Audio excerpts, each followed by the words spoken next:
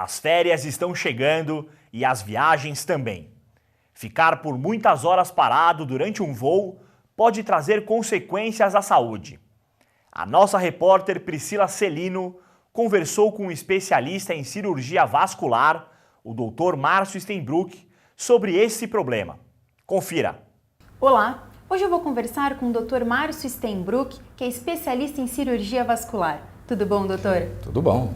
Da outra vez nós falamos um pouco sobre as varizes, só que agora vamos falar dos problemas que as pessoas podem ter ao fazer longas viagens. As férias estão chegando, então as pessoas acabam pegando ônibus, aviões. Quais são os problemas? Na verdade, existem problemas relativamente sérios, né?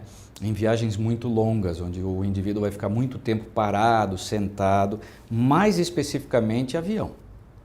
Ônibus pode acontecer, carro pode acontecer, mas esses meios de transporte são mais fáceis do indivíduo parar, sair um pouquinho, dar uma voltinha. Ao mesmo ônibus, a poltrona é mais larga, dá para esticar a perna. O sangue venoso que sobe das pernas para cima, obviamente para o coração, eles passam por essas veias que estão nas pernas.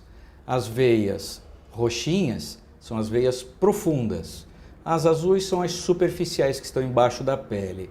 A musculatura da batata da perna comprime essas veias, fazendo o sangue subir.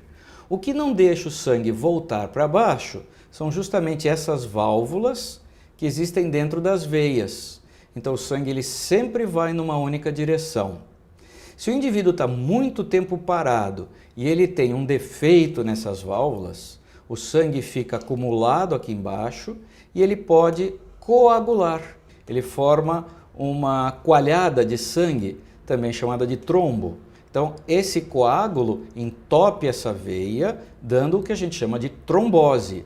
Agora, se este coágulo solta daqui e segue pela veia, ele sobe até o pulmão. Como eu mostrei na outra imagem, o coágulo estava numa das veias da perna, ou seja, o indivíduo teve uma trombose na perna. Porém, esse coágulo pode soltar, subir, subir, subir, subir, subir e entupir uma dessas veias que alimentam o pulmão de sangue. E isso é a chamada embolia pulmonar.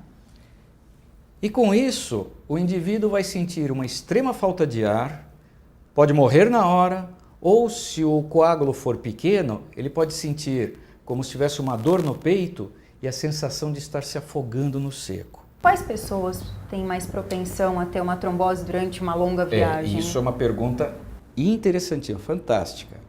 Os indivíduos que têm um risco maior de trombose em avião são os idosos, né, que já têm alterações circulatórias. Então, geralmente, indivíduo com mais de 60 anos tem que tomar alguns cuidados no avião.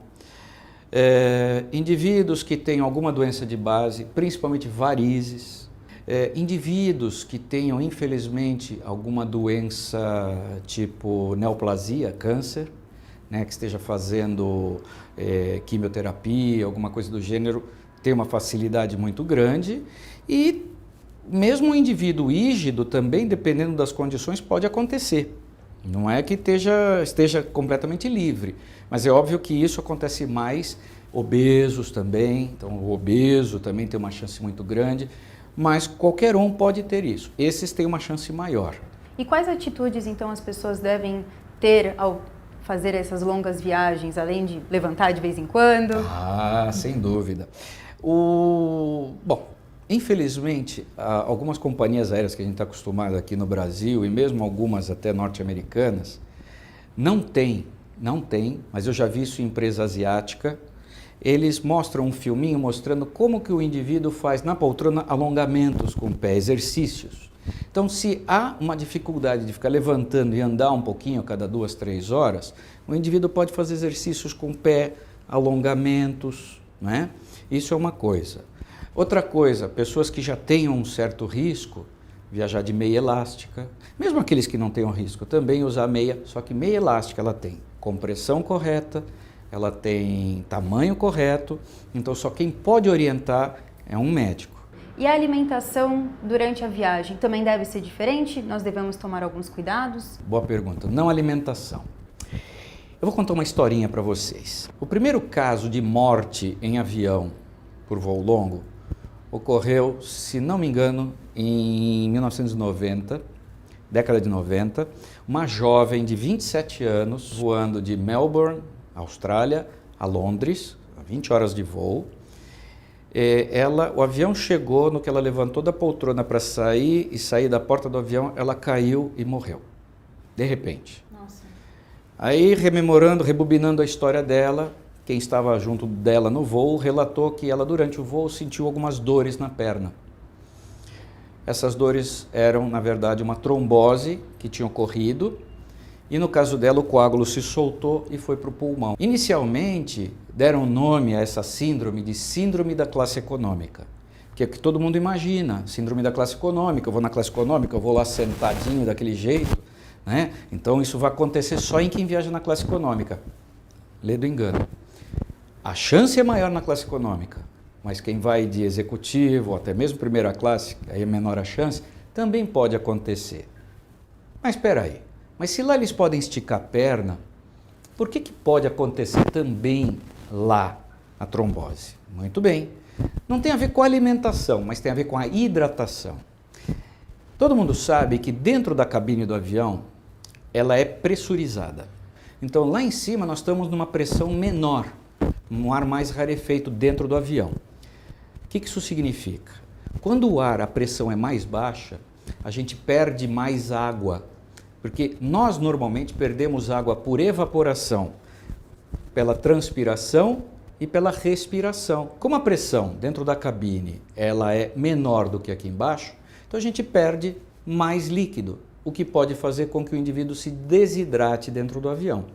Até aí tudo bem. Mas aí que tem, geralmente quem vai na executiva ou na primeira classe, por favor, meu whiskinho, um vinho, né? Eu vou tomar meu álcool, vou relaxar e vou dormir. O álcool piora ainda mais a perda de líquido. Ele piora, ele aumenta a desidratação. Então esse indivíduo ele pode fazer uma coisa chamada hemoconcentração, ou seja, o sangue fica, entre aspas, mais grosso, porque ele perde um pouco de água, então ele fica mais concentrado. E isso também pode provocar trombose. E quando as pessoas chegam ao destino, estão com a perna um pouco inchada, o que elas devem fazer agora? Bom, então como eu estava falando, uma das prevenções é viajar com uma meia elástica. Então eu aconselho quem vai viajar, geralmente, usar meia elástica, mas aconselhada por um profissional, ir com um sapato que seja confortável de amarrar e não tirar no voo. Ou se tirar, tem que ser de amarrar, porque ele vai recolocar, não vai amarrar igual, porque ele vai estar inchado, mesmo como ele vai estar inchado. Nas viagens nós costumamos andar bastante, então tem algum aconselhamento também de calçado para não ter nenhum tipo de problema? Sim, bom, aquelas viagens em que vai se andar bastante, isso é ótimo, porque a caminhada é fantástica, aquilo lá ajuda a bombear o sangue, melhora o retorno venoso, né?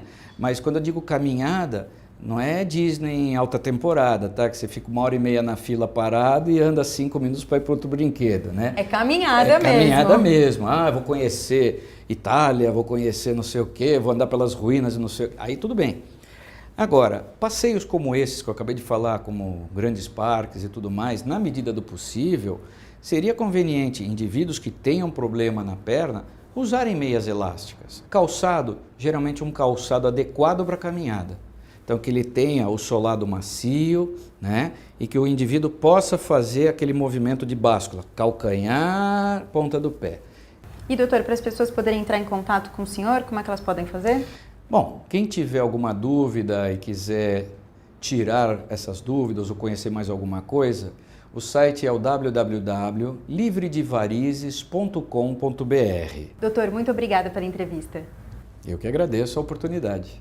E você, continue com o Shalom Brasil.